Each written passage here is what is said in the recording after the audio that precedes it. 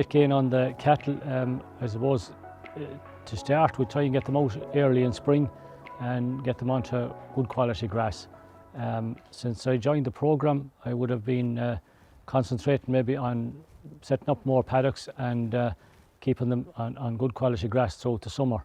And also we're trying to improve our silage quality so that our meal bill isn't as big in that second winter when we're trying to finish the bulls. So good quality grass, good quality silage, not easy achieved, but if we can do that, I think it'll be a big bonus. The grass covers will be going into around 1500 kilo dry matter per acre, or per hectare I think it is. And this is kind of all new to me now, this grass measuring and stuff. And we try and graze down to 4 centimetres, I think is ideal grazing out height. So we try and achieve that as much as we can. As far as grass measuring is concerned, I've started there since I started the programme 2 years ago, and it took a while to get in on it, but it's a great tool as far as assessing what you have ahead of you, and it's a great way of knowing maybe when to take out paddocks. And as a consequence of that, even this bale of silage here now, we took out paddocks at the end of April this year.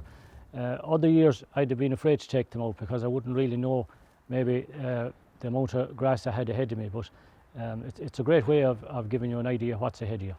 I suppose other advantages as far as grass measuring is concerned is, as I said, the quality of the grass, and you know exactly maybe when to go into a paddock or when to stay out of it, which maybe is more important, that you're not letting grass get too strong ahead of the cattle, and that in a week's time there you could sort of budget to take out a paddock or two when you need to. So it's a great way of giving you an exact amount of grass or how much you have on the farm at any time. Now, as far as the grazing is concerned, we'd have improved our paddock management big time since I started in the group.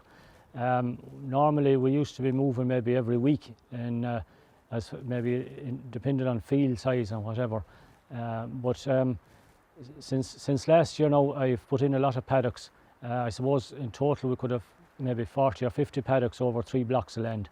And this year now, for the first time, we've started paddock grazing the young calves on the aftergrass. So we have 2 blocks of land there now with aftergrass, and the stronger group are on 1 block there, and they have 20 paddocks. So every 2 days maybe they're going into those, and as a consequence I've had to take some paddocks out of it there lately. And the other younger group of calves, they are on 15 paddocks at the minute, and they are moving probably every day to 2 days depending on the amount of grass and the weather. But as a consequence of that now also we've had to start cutting a couple of paddocks there over even the last couple of days.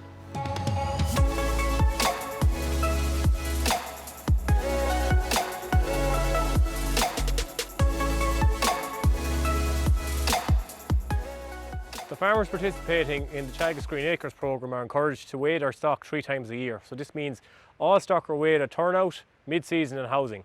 And this will give us an accurate analysis of how stock are performing and if they're hitting targets. So if you take the young calves in their first year, when they arrive on farm at 3 to 4 weeks of age, from the time they arrive until the time they're turned out to grass, we aim for those calves to hit 0.7 of a kilo a day live weight gain.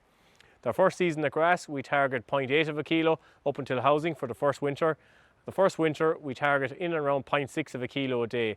For a bull system such as this, which has been run on this farm here, we target a slightly higher level of weight gain of near 0.8 of a kilo a day. The second season we will be hoping at grass to hit around 1 to 1.1 kilos per day for our yearling stock, and for the final finishing period in a bull system such as this, we'll be hoping for in and around 1.4 to 1.6 kilos per day across a 120-day finishing period. For bullocks, we'll be looking at a slightly lower level of weight gain of in and around 1.1 to 1.2 kilos per day with Friesians. This year's calves, if we look at the performance, are very similar to last year's on Martin's farm.